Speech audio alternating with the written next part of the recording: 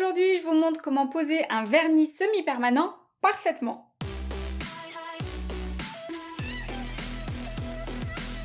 Salut à tous! Quand on pose du vernis semi-permanent, il y a des étapes à respecter. Sinon, on peut se retrouver avec des ongles qui cassent, du vernis qui s'écaille ou pire, des décollements. Mais en réalité, c'est assez simple de réussir une pose parfaite. Il suffit de suivre la bonne méthode. D'ailleurs, pensez à vous abonner à ma chaîne YouTube si c'est pas encore fait, ça vous permettra de progresser. Du coup, dans cette vidéo, je vais vous montrer pas à pas comment faire, même si vous êtes débutant. C'est parti! Alors, pour faire une pose de semi classique et choisir correctement sa base, la première chose à connaître, c'est la nature de l'ongle sur laquelle on va travailler. Ici, notre ongle est court, donc je peux travailler avec une base semi. Ensuite, j'observe qu'il est naturellement bombé, donc il n'a pas besoin d'un renforcement. Ça apporterait trop de volume pour rien. Par contre, il a de légers petits creux par endroits qu'il faut visuellement combler. Et vous voyez, on arrive à les apercevoir si on regarde l'ongle de profil. On a l'apex naturel, un creux, puis le bord libre qui remonte. Donc si j'étire une base fluide sans légère correction, mon reflet de lumière ne sera pas droit et en fin de compte, il y aura des défauts. Alors avant de commencer, il faut toujours repousser la cuticule. C'est exactement ce que je suis en train de faire, car si je pose ma base sur les cuticules, sur cette membrane, la base va se décoller, c'est sûr. Et comme il s'agit d'une cuticule rampante, c'est-à-dire très collée à la plaque, je commence d'abord avec un bâtonnet de buis. C'est précis et je risque pas d'abîmer l'ongle.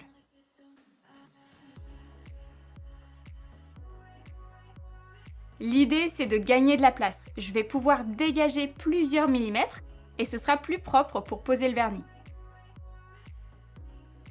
Et vous voyez, je fais un petit mouvement en direction du plafond pour vraiment relever le jupon. Mais je suis très délicate car il s'agit aussi d'une peau très réactive. Maintenant, on voit bien tout l'espace qu'on a gagné, rien qu'en faisant ça. C'est hyper important aussi pour l'esthétique, ça permet de retarder la repousse. Alors notre ongle a une implantation naturellement carrée, mais c'est possible d'obtenir une forme arrondie en retirant les angles. Pour ça, en fait, je pars des points de sortie de chaque côté jusqu'à rejoindre l'extrémité. Donc, le bord libre bien au centre pour être aligné et conserver un ongle droit.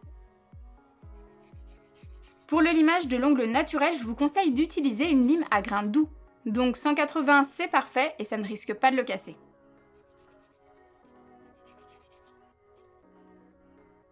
Quand la forme me va, je vérifie juste sous l'ongle qu'il n'y ait pas une petite dentelle, vous savez, sinon, après ça va vraiment me gêner pour poser ma base.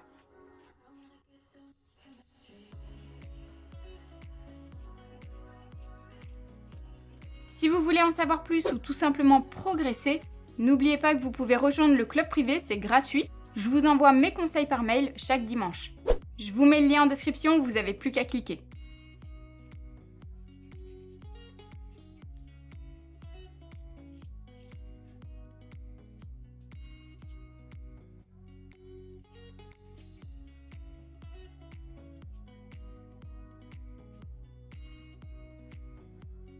Ensuite, je matifie la plaque avec la même lime. Le but, c'est juste de griffer l'ongle pour ouvrir légèrement les écailles en surface. Donc c'est totalement inoffensif. À condition de ne pas faire d'aller-retour, de ne pas appuyer et de ne pas se servir d'un grain trop dur. Sinon, toutes ces erreurs vont vraiment fragiliser l'ongle.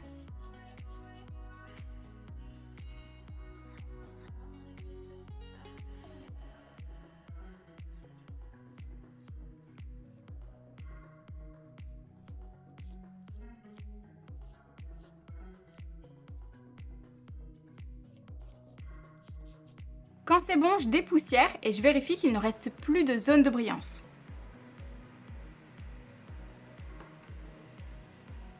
Je vais commencer la manucure, mais je vois que le jupon est légèrement retombé. Alors je le relève avec un bâtonnet pour y voir un peu plus clair. Je n'ai pas l'intention de travailler sous proximal, c'est-à-dire que je ne souhaite pas faire une manucure profonde. Mais je tiens à bien nettoyer les sillons et l'accès proche des sinus. Donc pour ça, je travaille avec un embout qui a un revêtement en diamant, en forme de flamme aussi, donc pointu, et qui me permet de gommer toutes les peaux mortes. Vous savez, les peaux sèches de chaque côté de l'ongle qui se trouvent en fait sur les paronychiums. Je fais d'abord tout l'axe de gauche en forward et ensuite j'enclenche le mode reverse sur ma ponceuse pour travailler sur l'axe de droite. Et grâce à la pointe de cet embout, j'ai plus qu'à relever le jupon avant de le couper. Mais attention, vous ne devez jamais appuyer la pointe sur l'ongle. Maintenant, si on observe, on voit que la poche sous cuticule n'est pas décollée. Il n'y a pas de jour visible, donc il s'agit juste d'une manucure classique. Par contre, le jupon de peau morte que je viens de décoller doit être éliminé. Mais pour l'instant, ce qui compte, c'est que la plaque soit bien propre. Pour ça, je me sers d'une pince à cuticule avec des lames bien aiguisées de 5 ou 7 mm, c'est bien. Et j'attrape sans tirer, sinon ça déchire. C'est la pince qui doit faire tout le travail.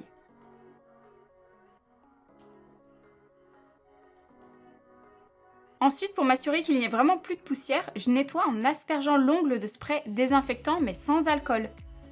Et mon pinceau biseauté me permet simplement d'atteindre parfaitement tous les recoins qui sont difficiles d'accès.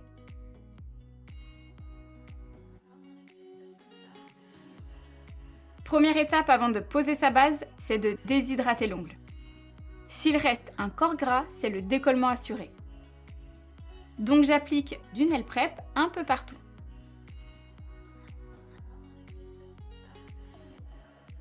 Et comme je travaille sur un ongle normal, qui n'est pas particulièrement huileux, j'ai juste besoin d'appliquer de l'Ultra Bond. Pas de primer, du coup ce serait trop agressif. Par contre, c'est un produit qui colle, donc il ne faut surtout pas toucher la peau avec. Je suis prête pour appliquer la base, mais d'abord pour des raisons pratiques, j'en dépose toujours une petite goutte sur une palette à côté de moi pour pouvoir en prélever rapidement avec mon pinceau de précision. Ça me sera très utile. Je commence en écrasant les poils du pinceau de façon à ce qu'ils forment un éventail, bien au centre de l'ongle que je lisse jusqu'en bas. Puis, avec l'angle du pinceau toujours un peu couché, j'étire la base sur la droite et je fais la même chose sur la gauche. Je repasse rapidement pour retirer le surplus en relevant cette fois légèrement mon pinceau. Maintenant, je fignole avec mon pinceau liner que j'avais préparé. Il me permet de me rapprocher du repli proximal sans le toucher surtout. Pour pas laisser de traces, je vous conseille vraiment d'utiliser un pinceau à poil long.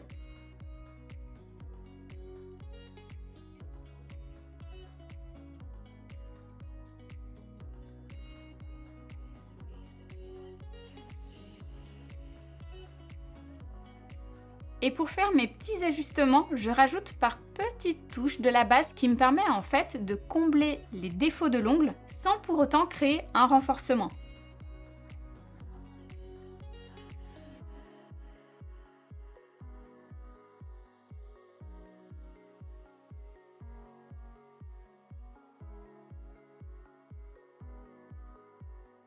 Et si je veux replacer la matière, je peux aussi malgré tout jouer avec la gravité et regarder sur l'envers. Comme la base est liquide, j'attends pas trop longtemps et je catalyse. Maintenant, on passe à l'application du vernis. Et comme pour la base, j'en dépose une petite goutte à côté. Alors ce semis est tellement opaque que je vais pouvoir le poser qu'en une seule couche. Le point négatif, c'est que le pinceau a une forme un peu carrée, donc j'évite de trop me rapprocher de la peau. Il aurait fallu qu'il soit arrondi, c'est plus pratique. Je commence par étirer une fine couche au centre, ensuite je m'occupe des deux côtés. Puis je repasse toujours par le centre, mais cette fois j'appuie moins sur mon pinceau. Je frôle la surface pour atténuer les traces et décharger à peine plus de matière, ce qui me permet de rendre la couleur encore plus intense. En fait, le pinceau d'origine ne me permet pas de travailler au plus proche des cuticules, c'est pas très pratique. Alors pour éviter de faire une bêtise et d'avoir à me contorsionner dans tous les sens, j'aime autant terminer à l'aide de mon pinceau fin.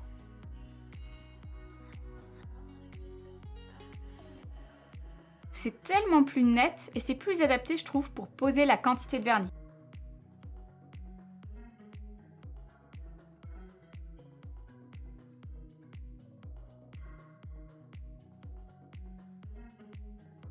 D'ailleurs, si à force d'attendre le VSP se rétracte un peu au niveau du bord libre, j'ai juste à l'étirer comme ça au liner pour le replacer avant de catalyser.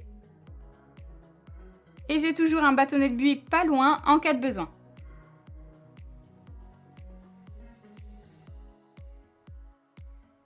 Quand la couleur a catalysé au moins 60 secondes, je peux la protéger avec une finition transparente et flexible surtout. Sinon, ça risque de craqueler sur une base de semis classique. Même principe que pour l'application du VSP, je tire une bande au centre. Ensuite, je m'occupe de recouvrir les parois et alors j'étire le top coat de partout.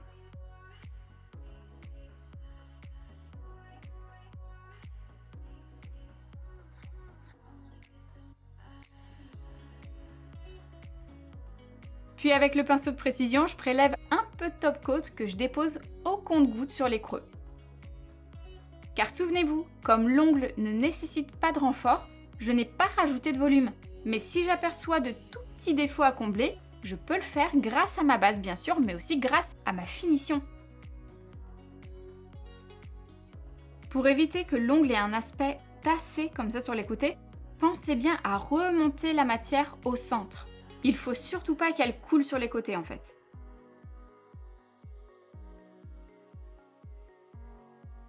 Voilà, notre pose de vernis semi-permanent est terminée. En respectant bien toutes ces étapes, vous aurez un résultat parfait qui tiendra sur plusieurs semaines. Vous voyez, c'est pas si difficile, mais il vous faudra un peu d'entraînement pour maîtriser chaque étape. Si vous avez des questions sur le semi-permanent ou autre, dites-moi tout en commentaire, je vous répondrai. Merci à tous et nous on se retrouve très vite pour une prochaine vidéo. Ciao!